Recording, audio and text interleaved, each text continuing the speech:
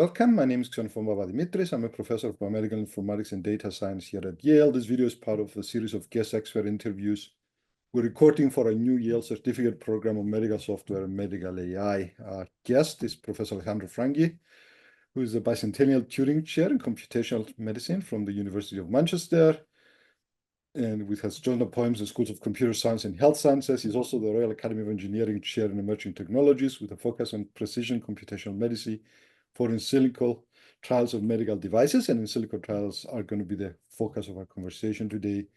He's the director of the Christabel Panhurst Institute of Health and Technology Research and Innovation. He does research in computational medical imaging, which is where I met him probably at least 25 years ago, in computational image-based medicine. Professor Frangi started out his undergraduate education in telecommunications engineering from the Technical University of Catalonia in Barcelona. Then he did his PhD in Utrecht in the Imaging Science Institute. For a lot of the medical imaging world seems to have come from. Currently, he leads the In-silico UK Pro-Innovation Regulations Network, and we'll put the links to their work at the description below. So, Alex, welcome. Thank you for doing this. Tell us a little bit more about you. Where did you start? How did you get from image analysis to in-silico trials, or from telecommunications to in-silico trials? And then we'll get started with their actual topics. Yeah, so thanks a lot, Senyos, for inviting me. And so I was born originally in Argentina in South America and went to Europe in 1996, actually, to do my 1992 to do my undergraduate degree. I was very keen to work in biomedical engineering, and at that time in Spain there was no biomedical engineering degree. So the only way to do biomedical engineering was to start with any of the other degrees and then specialize yourself. So I chose telecommunication engineering because that was the area where signal processing and image processing, which were my interests, were taught. And then I sort of had an interest in medical image analysis as I went through my degree. And that's the way I ended up doing medical image computing. I had the fortune at the end of my degree to connect with Max Viergever in Utrecht, who invited me on the back of a very small paper I wrote when I was undergrad student for EMBS, so the IEEE Engineering in Medicine Biology conference that was presented in Amsterdam. And on the back of that, I went to visit the Utrecht group, and sort of Max at that point was very keen for me to come and do my PhD with them. And that, is the way I ended up in Utrecht. And I'm really fortunate to have done this. When I look in hindsight, and I think, Senyos, this is something you probably share as well with me, that there were people like, Jim Duncan in Yale and Max in Utrecht and sort of Paul Sutens in Leuven and other colleagues in other parts of the world, Ron Kikinis in Harvard, that had that foresight that engineering, if you want to do things in the biomedical area, you need to be embedded into a clinical context, or at least have very close partnerships with the radiology department or with other type of degrees. And this, which maybe take it for granted today, many of our students, have a lot more of this, more options and more opportunities. Back in the early 90s, that was quite a bit of an oddity. So if you wanted to do image analysis, you were doing computer vision, and it was kind of, people thought that medical images was just another type of image. And one of the key things that I think your program is trying to convey, and I fully sort of agree, and it's the same idea of our Christabel Panhurst Institute, is that if you want to do a difference in the medical domain, you really need to take that as the field or a field, not just as something you do on the sidelines together with many other applications, because it has a particular set of requirements among those really understanding the met clinical needs and have a passion for making a difference to patients, and the experiences that you can do that, divided among many other things. So I in Utrecht, I was in a radiology department doing my PhD, and as you said, many people came from probably that group. It was also quite an interesting period, to be frankly, there in the early 90s with, people like Luc Florac, who, developed some of the foundations for scale space imaging, and then colleagues that were coming from, Denmark and from, France and from other places. It was a bit of a melting pots. And many of these people have gone since and created groups. And a lot of the friendship that I think there is between that and camaraderie of that generation comes because we actually were together to some extent of our careers. And that also speaks to the importance of, team science and the importance of the physicality of the interactions and not just being all virtual, which unfortunately tends to be the norm nowadays. But that's kind of the way in which I ended up doing medical image computing. Then a number of years after my PhD, so I went then to Spain, to Zaragoza first and Barcelona later for probably the first 10 years of my career. And then back in 2011, I moved to the UK, and I've been in Sheffield, Leeds, and a year ago, I moved into Manchester. I was offered the opportunity to lead the Christabel Panhurst Institute. And in a sense, for me to come back to the mecca of, statistical shape models with, Chris Taylor and Tim Coutts, who are now colleagues who are, 5 meters away in my corridor, right? And as you probably know, but many other people may not know, at that time, there was a lot of, resurgence of these statistical modeling techniques, and part of my PhD was actually in that topic as well. So it's actually quite a nice look back to the origins in a way. And in Manchester, what I have is, as you mentioned, a joint appointment between the Department of Computer Science in the School of Engineering and the Division of Informatics, Imaging, and Data Science in the School of Health Sciences. And these are in the Faculty of Science and Engineering and the Faculty of Biology, Medicine, and Health, respectively. So it's bringing the sort of core computer science and the translational computer science, 50-50 in my career. And what I found particularly passionate is this bringing these two fields together and really sort of developing those connections, to the extent that we can. In terms of how I went from image computing to things like computational medicine, in-silico trials, and the things that I'm doing more recently, that actually is deeply rooted on many years ago. It's probably around 2006 that I came to the realization that computational imaging per se, and I'm going to challenge it a bit, but not because I think it's less important, just to emphasize the point. Computational imaging per se gives you at best a very accurate measurement of the state of the body or a disease right here, right now, when I'm doing the measurement. And what I think is that this is important. This is like knowing your GPS coordinates if you are in a car. So you want to know where you are. But really, when you are in a car, what you want to know is where you're going and how you get there. And for that, you need to have a sense of a destination and an optimal path to get there. And that is what computational medicine, I think, helps you to do, because it doesn't only give you the diagnosis. This is, your heart state or your brain state or your, lungs state, but it also allows you to start incorporating elements of modeling and simulation, which are informed through the imaging, so that you can start doing scenarios of future development, either of the disease or what if scenarios of what could happen if you do treatment A, treatment B, and treatment C. Now, you may come back and say, well, but you can do that with computational imaging, with machine learning, prediction models, and statistical sort of prediction models. But computational medicine implies that, but also goes one step beyond. It also talks about not only phenomenological models, which is the ones I was talking about, but also about mechanistic models. So it allows you to incorporate models of the mechanics, of the physics, of the physiology, of the biochemistry, of whatever type of domain knowledge you have with basic principles and first principles knowledge, and incorporate that in, personalized, instantiated with the data from a patient, whether it's imaging or other modalities, to make the best prediction. And I recall that some of the work you did during your PhD about brain shift modeling, some of that also incorporated biomechanical models.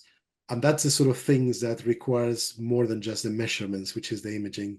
You need the domain, you need the physics, you need the things that allows you to do, in general, what I call model-based image computing, right?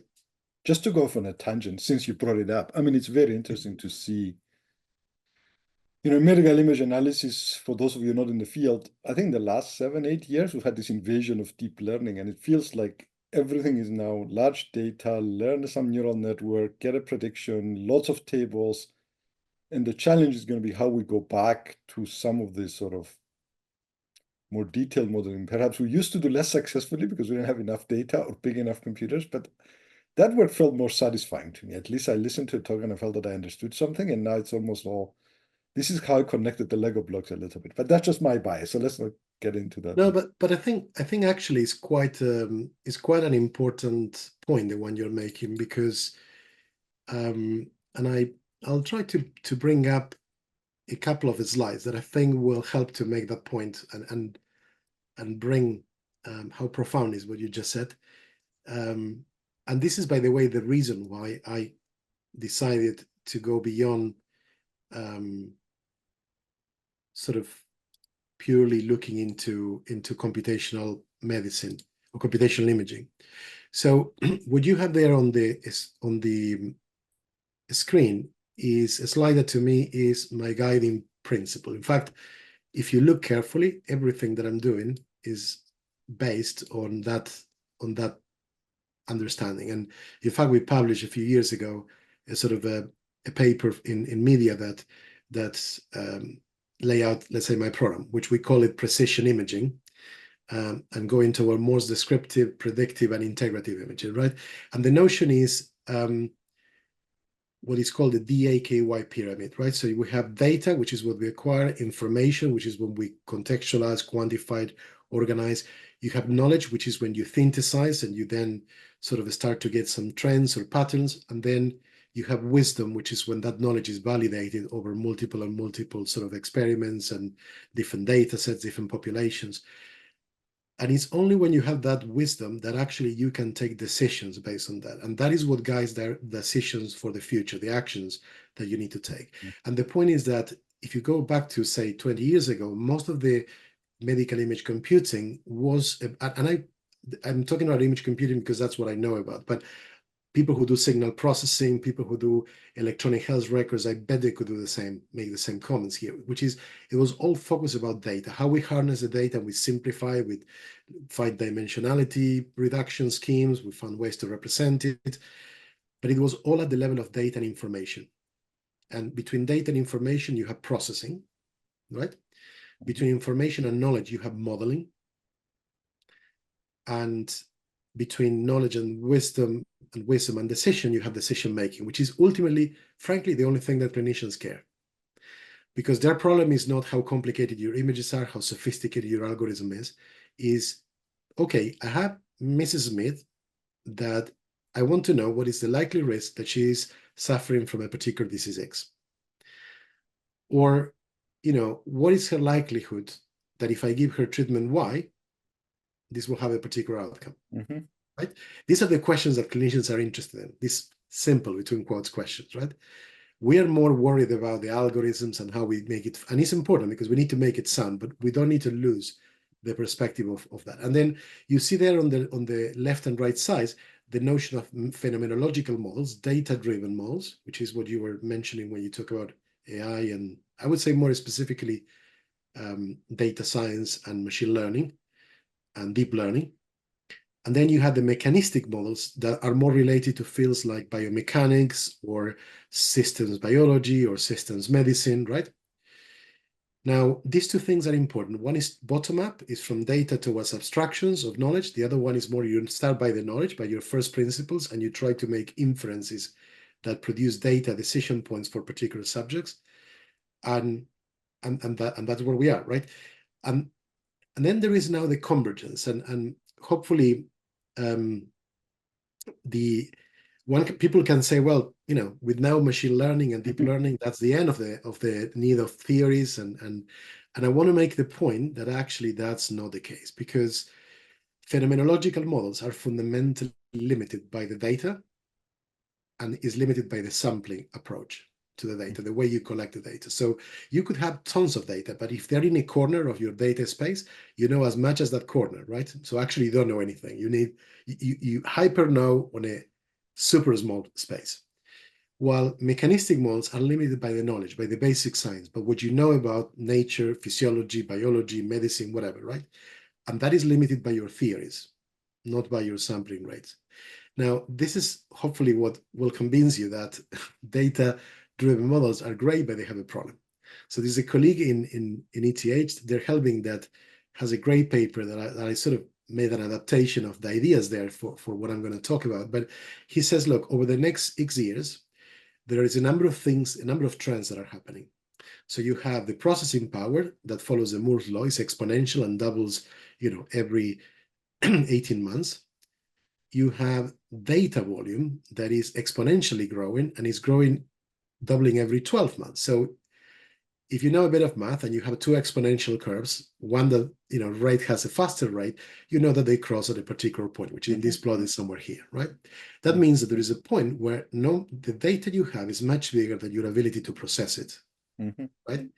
But the killer one is this other red curve. This is what he defines as systemic complexity, which is our ability to develop knowledge in a sense, but also our ability to model complex systems with equations and with parameters.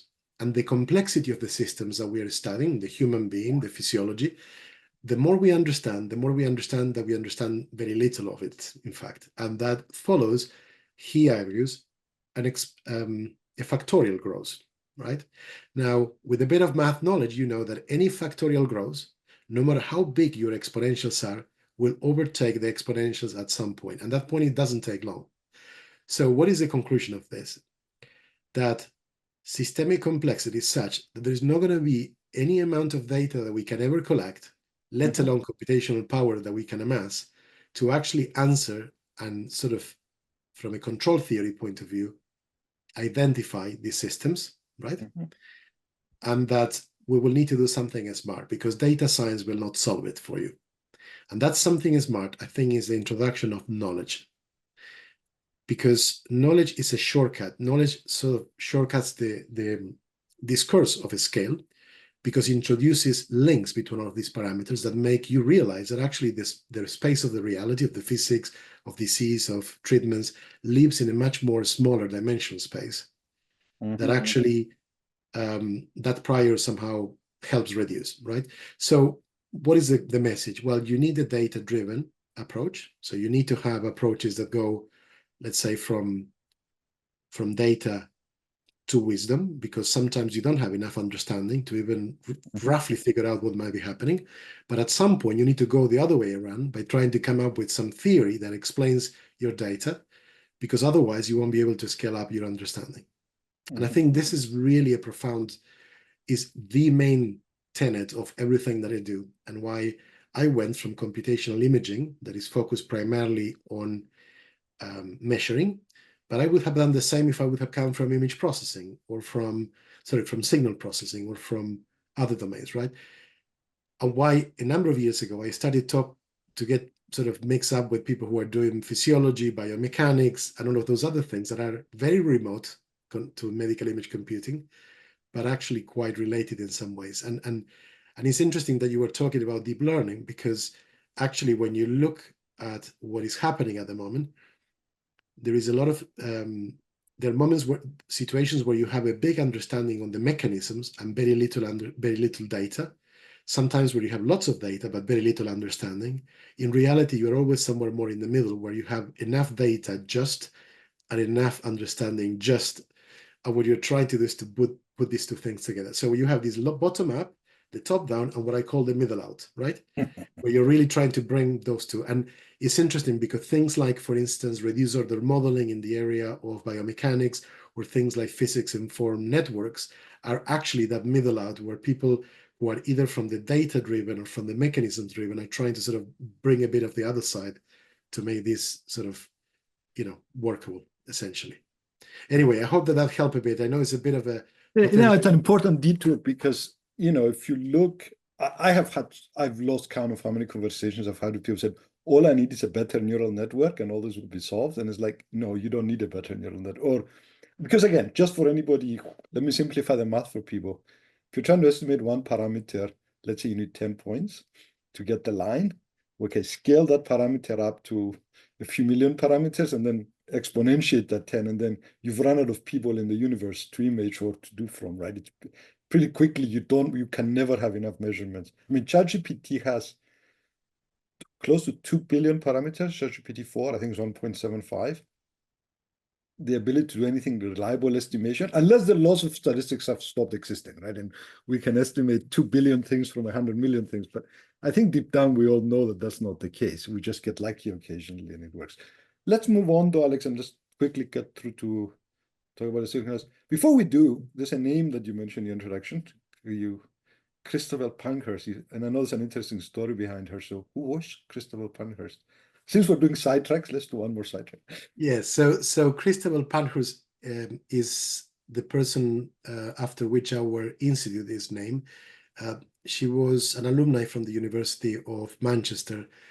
And the main thing is that she was the daughter, well, one of the things that is important, not the main thing, but one of the things that is important is that Christabel was the sister of Sylvia, and Sylvia and Christabel were the daughters of Emmeline Panhurst. And the three of them, led by Emmeline, the mother, were at the core of the suffragette movement that led to the vote for women in the UK.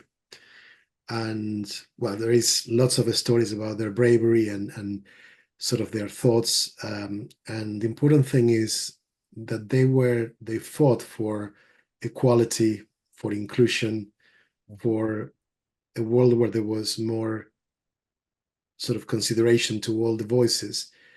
And that happened, this is something that in Greater Manchester, when you're here, and you can breathe it, in the sense that there is an attitude towards in the city to look for ways to live that spirit. I mean, Christabel probably is one of those key persons in that area, but there's many other similar stories. And I think Manchester is, you could summarize, is the place of the Industrial Revolution. So you see lots of people with a lot of genes of entrepreneurship and change, but not only in the technological side, you could say, also in the social side and the social implications.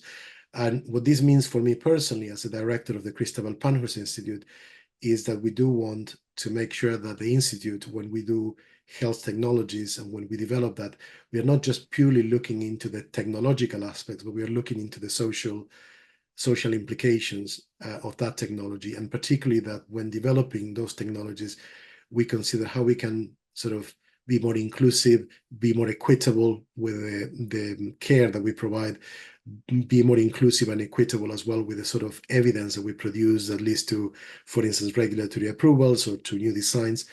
And we'll talk a bit more in a moment about in-silico methods, but in-silico methods actually help you to do that, because it allows you to model populations of a size of diversity that is very, very difficult to do in regular sort of studies like randomized controlled trials for many practical reasons, right? Okay, well, let's get started with in-silico trials. I mean, in some ways, to a naive outsider, that's you're relying on simulations essentially to see how methods will work and how things will go. It's more than that, I understand. But part of the reason, of course, is, again, if we're dealing with this order of systems, this is my poor understanding. You can correct me when your turn comes, Alex. But part of the issue we're dealing with is that when we're trying to validate complex systems, we can never have enough real experiments for them, right? I mean, we're talking about millions here.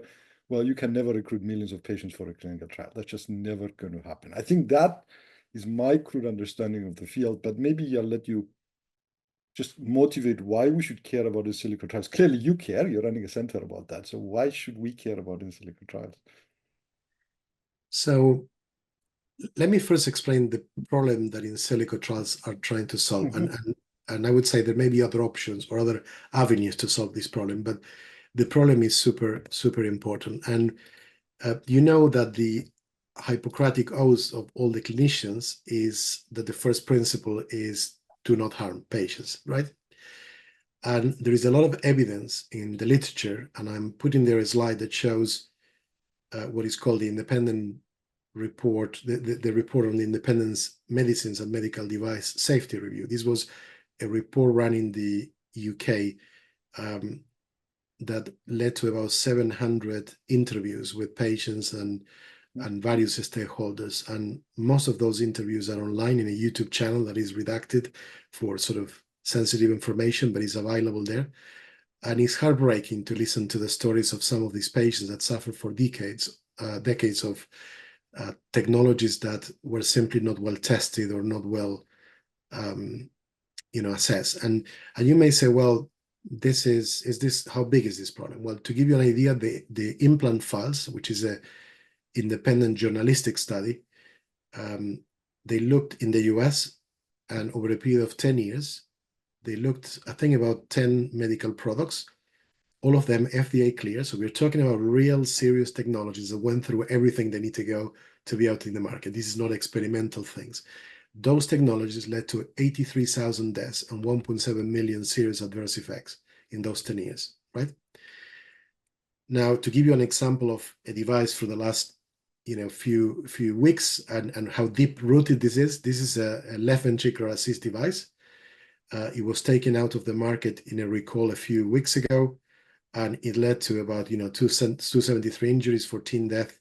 And you may say, well, this is just one company that has a problem. No, look, the 49 recalls in what goes of 2024, and this pie chart tells you the companies involved in each of those recalls, okay? And I'm putting it small so that you don't get into too much details, but pretty much every big company that you know about and a lot of the smaller ones are there.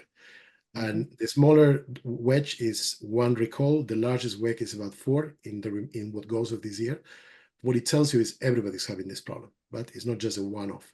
So it's a systemic problem of the region. And if I go into a bit more detail to take a complex medical device, say a diagnostic or in this case therapeutic device, the average cost of R&D is about 54 million to get it out on the market. But you see that there is a massive range between 25 to 100 million. If you capitalize those costs with the failures, because that's a cost to get it right if you knew exactly what you need from day one. But if you add all the things, the sidetracks, the thing that didn't work, it's about 10 times more expensive than that. It's about 500 millions. And look at the spread, okay? Now, what my mission is personally, what I want to do in the next few years of my career and what in-silico methods try to do is first, how can I get this 500 million to be as close as possible to the 54? How can I reduce the amount of waste and error and so on? Because, you and I are paying for that expense, right? With our healthcare systems, our insurances. And second, how I can bring the 54 million down so that we can get products faster, so that we can have life-saving technologies earlier to patients, but without compromising the safety and the efficacy of current, that comes supposedly with current investigations, okay? And what you see here in these diagrams is the success rate in multiple phases of the whole cycle, right? You see that there are a large attrition rate. When you multiply all of these likelihoods, you end up with about 10% of what you started with. So that's where the waste comes, right? Now, if you say, well, where does the problem come? So look at these figures. This is from another study where they looked at what are the top 5 FDA determined root causes of recalls, right? In a meta-analysis of about 200 studies. If you look at class 1 devices, remember, class 1 devices are those of the most sensitive devices. Things like the left ventricular assist device or like an implant, while you have class 4 devices, which are sort of, things like, syringe or things that are a lot less problematic, right? Look at these figures. The 53%, look, 53% of the class 1 recalls are due to device design. Look, if this was an aerospace company or this was an automotive company, these guys would be out of the market, right? And this is part of the issues. We have a sector, and this is again, not company A or company B, this is the whole sector that has not only a massive attrition rate, but it has a fundamental lack of engineering skills. And this is a great news for you, for me, for all the students that probably are hearing this lecture, right? We can make a difference because we know in other sectors of engineering how to make a lot more, better products. Just take a car from the 90s and a car from now and look at the changes, and take a flow diversion device or a valve from the 90s and one from now. They're not massively different, right? And this is the top root cause. So this is really the problems that we are trying to solve. And just to go back to the idea of the first do not harm, for me, first do not harm equates to simulation first. So if you now board a plane from a commercial plane, you have 1 in 10 million chances of dying. Mm-hmm. If you now enroll into a randomized controlled trial, try to find me, I'm looking for that paper, the paper that says what is the risk that you will have a death in a randomized controlled trial. In fact, the evidence that I found, which I'm putting there on the screen, is that there is such a level of reporting that is even impossible to calculate that number, right? So we don't even know, let alone the risk of having a device or a device failing, the risk of participating in a study, in a randomized controlled trial, and having a serious adverse effect. So how do we sort this out? And this is what brings it all together to what in-silico trials is. So in that diagram here, you have on the x-axis the life cycle of a product, of a medical product. Mm-hmm. I work mainly in devices, but the same idea in principle works for pharma and for other techniques. And you have from the discovery and the idea all the way to the post-market analysis. And then in the vertical axis, you have the number of problems that we have to identify and solve in the design, right? Mm-hmm.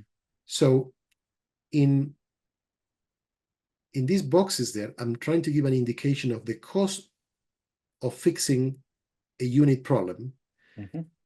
At different stages. So if you are very early stages, when you are still drawing the design, fixing it is very simple. You change the design and that's it. Mm-hmm.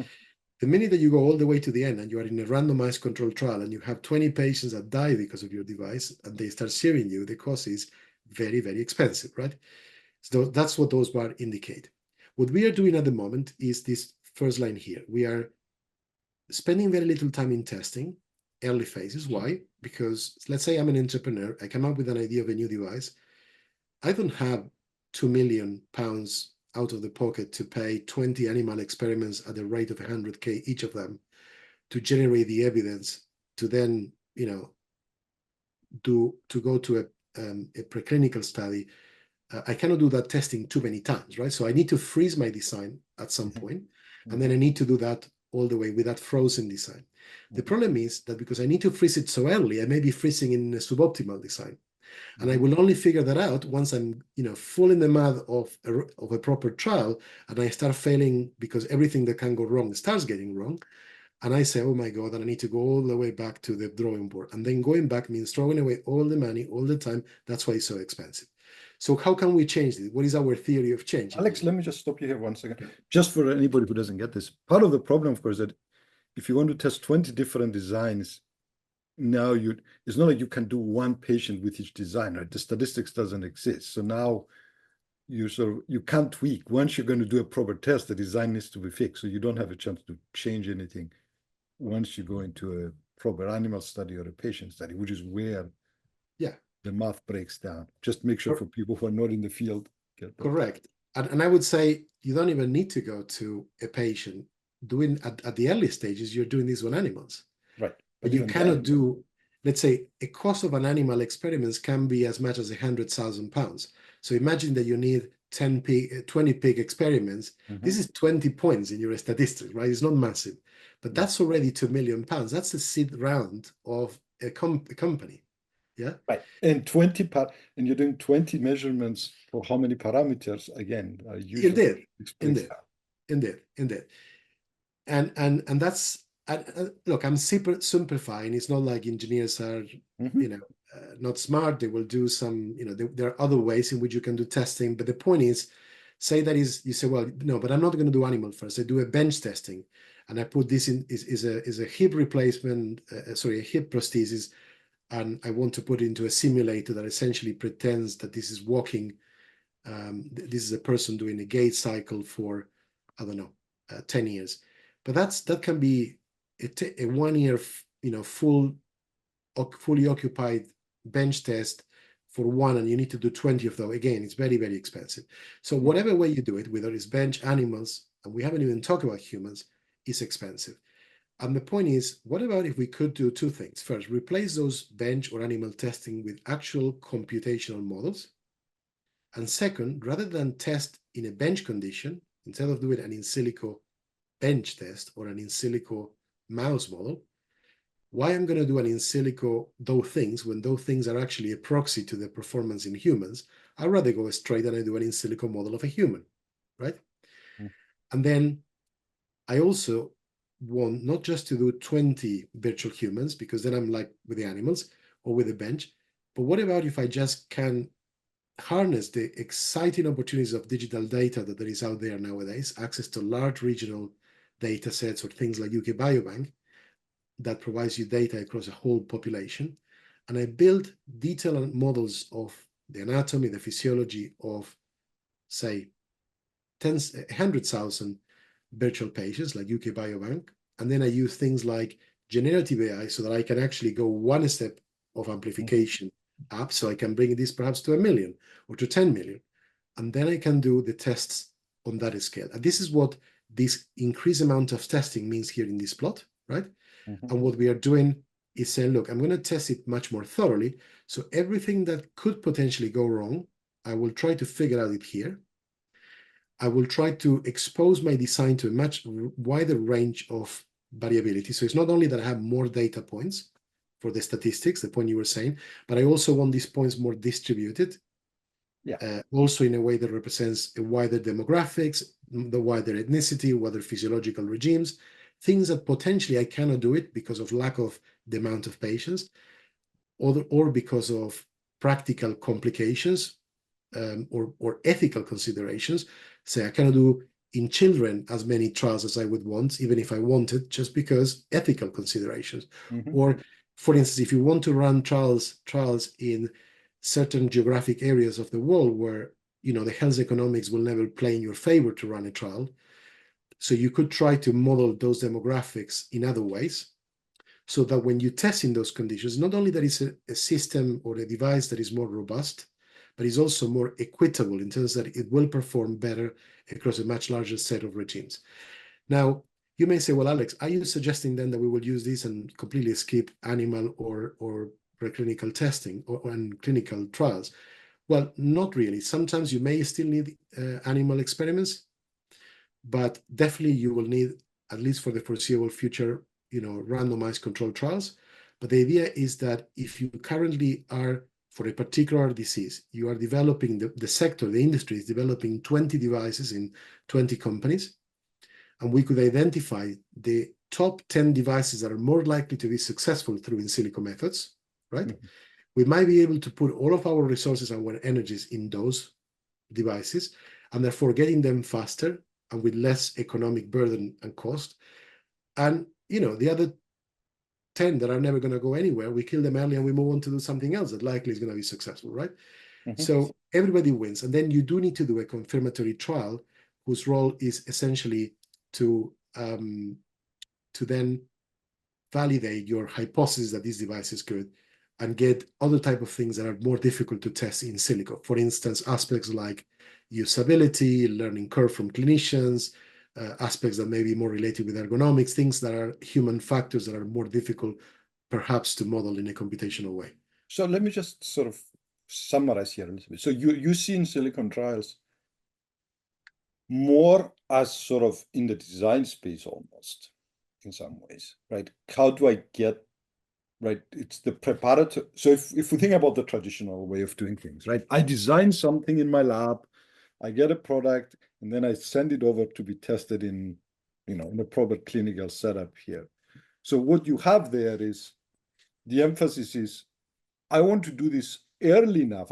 It's almost like what we do when we do pure software, right? It's all this sort of simulation testing we do for software to make sure that it runs well before we even ship it out to users. Like we've tested it a fair amount in the lab quickly. And then, okay, now when you go take it into the real world, you have a lot more confidence because you've done a lot more testing early.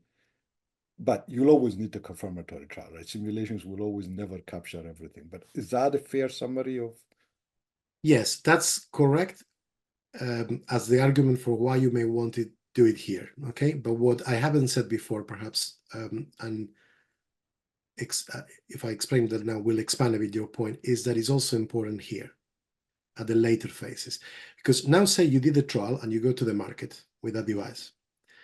and you start rolling out in patients, and you start seeing that there is, say, one patient of a particular ethnicity or a particular set of characteristics where the device doesn't give the results that you were expecting. And you get one data point of one subject that goes pear-shaped. And then you have a second one that goes as follow. So you start have a signal of risk, right?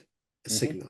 So what you can then do is you take that subpopulation that is represented by those signals of risk, and it's like if you could do a zoom of evidence. So you now could run a trial that goes in parallel to the actual rolling out. This could be, nowadays we do things that are called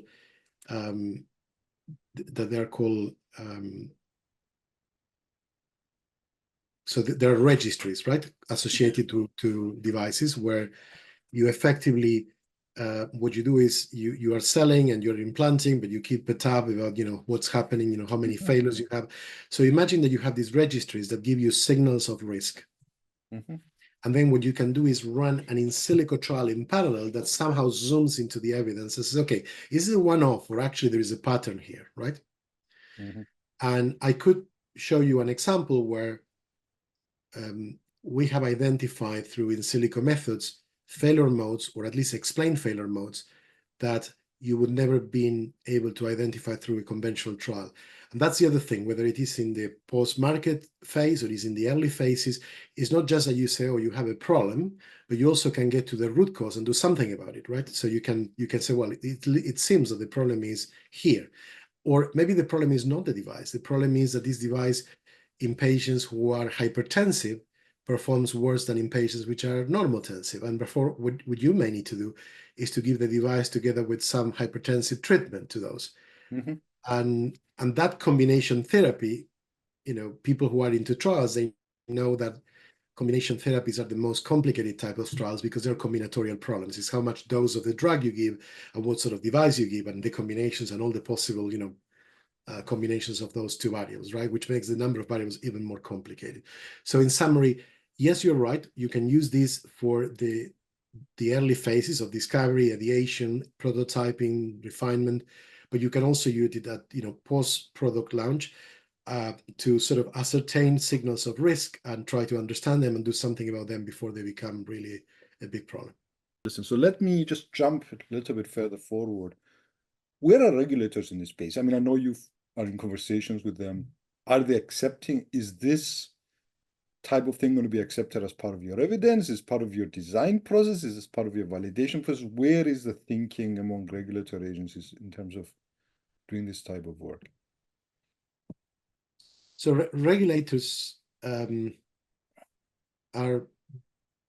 regulators are actually quite interested in this domain, and I would say more broadly, there are two sources of interest. One is what is called non-animal methods, which is there's a group of people that are saying, even if you accept that the status quo of today is okay, we are having a massive impact on animal welfare with some of these techniques.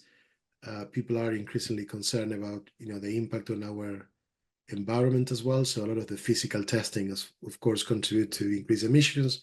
So there's a grouping of people who are looking to this not so much from a perspective of optimizing the performance of this pipeline of R&D, but finding alternatives to avoid some of the social impacts that this has, right?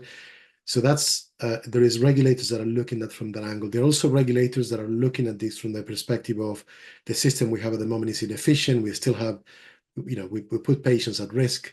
We are not providing equitable evidence, and we are having devices that are still, in a sense, where do you get the evidence? You get it in the US, you get it in Europe. What sort of demographics? Well, largely, white Caucasian people. So, and yes, there are a lot of trials that try to sort of diversify, but there is a challenge in getting to those underserved communities, how you reach out to those, and let alone about third world countries, and the global south, and how you do with dealing with evidence in that space. So there are, all of them are ethical reasons, I would say, and in looking at the social implications of the way we do things today. So this is the drivers on regulators. There's also drivers, by the way, in regulatory affairs people in industry to have a much more effective turnaround of products, because the other thing that we're having at the moment is that, you know, the life science, the healthcare sector, the healthcare sector is the healthcare sector is a market that is capped, right? So there is a proportion of the GDP that countries could be higher, smaller, but on average, every country has a proportion of the GDP that goes into healthcare. So it's not like it's not an infinite market, right?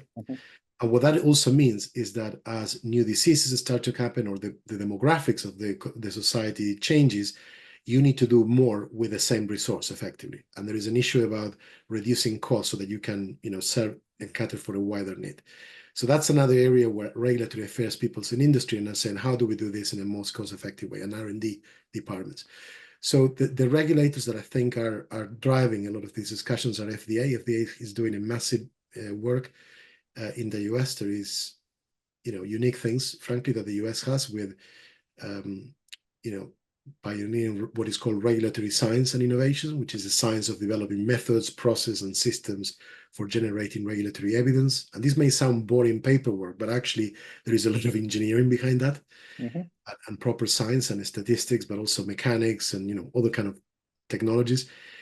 Then you also have the Office of Science and Engineering Laboratories in the US, which is like an R&D lab of FDA, which is quite important because they're thinking ahead. What is going to be the regulations we need in 10 years from now, in 5 years from now? There are many other regulators that don't have that, and therefore they're living by the day, right? And with the current trends of AI, that it's overwhelming most of these agencies. So there is a need to find faster and more efficient ways. I'm also quite proud as well of the work that is going on in the UK with MHRA, which is our national regulator. But I've seen very good signals as one for adoption of in-silico methods in the Australian regulatory agency. They have in-silico and computational models in their latest guidelines on clinical evidence. And there is also a lot of work going on in the European medicine agencies, EMA. So, and when I'm saying there is evidence, is if you look at their strategies, they're referring to all of this. So this is going to happen. It's just a matter about exactly how fast we can get there. And, you know, if I do a segue to one of your questions before we started about where this is going, you know, what is this heading? What are the things that we need to do in the future? I think a keyword is about credibility assessment. So there is this notion of model credibility assessment. So how trustworthy a particular model is, so that you can take regulatory grade decisions. And this is really where a lot of the work is going at the moment. And if you allow me to simplify this a lot to the area of AI, regulatory, so in the area of AI, credibility assessment maps into things like, how do you say that a virtual population that you synthesize with generative methods, how you can demonstrate that this is consistent with what you would have had in a real population. And in the area of AI, there is a lot of people working on methods to assess generative models, to assess synthetic data. Many of these methodologies translate them as well to the area of regulatory science. You also may have heard, people in the audience may have heard what is called self-certifying artificial neural networks. These are neural networks that when you do the training, they not only tell you how they're generalized in a test set, but they give you bounds, an error bounds on how they generalize on the wider population. So essentially that type of theory, and to connect, you know, some of the very technological aspects and basic science aspects in AI to the regulatory side, those sort of theories are fundamental to actually provide guarantees of generalization to the wider population. And I think this is one of the areas where we will see a lot more demands. And you know, in terms of students and researchers that are interested in this area, this is an area where we have evidence, both in the US and in Europe, that there isn't enough people trained to meet the demands of today, right? So if you want a bright future where there is going to be a lot of demands, which is of you know, for jobs where there is going to be, which is highly interdisciplinary, where it connects, you know, the core of the technology with the social impact. If you're interested in areas where there is a potential to transform a whole sector, to make a contribution to the greater good of devices and other therapies to be useful for humankind in a more diverse way, this is really the place to be and the time to be in it. And there's a lot of resources that we will put, I'm sure, in the notes to the webinar, also for people to where people can go and sort of look into more detail and probe further, right? Yeah, I won't ask the question because there'll be another 3-hour discussion of who's going to train those people, and how we train them, because that's another long story we don't need to do. Alex, thanks for doing this. Is there anything else in conclusion that you'd like to say? Is there anything that we missed? Is there any important points that you feel needs to be made here? No, well, no, the last point I would like to say is, well, thanks first for inviting me, and also really to emphasize that regulations is also about, it's important in regulations what is called global harmonization. So for a large medical device manufacturer, they don't want regulations to be very different in the US, in the UK, in mainland Europe. So the first starting point for harmonizing regulations is harmonizing the regulatory science, because that's something we can all agree on. What are the principles, the scientific principles? And then, there is the specific characteristics of each geography that may be different. So it's really an international effort. That's the point I'm trying to make. And if there are people who are interested in that, I'm more than happy to hear about them and to connect them with resources and with networks that we have to this effect. And I hope that this generates a lot of interest in people to engage in this domain. Okay, Alex, thank you very much. Good to talk to you. Bye.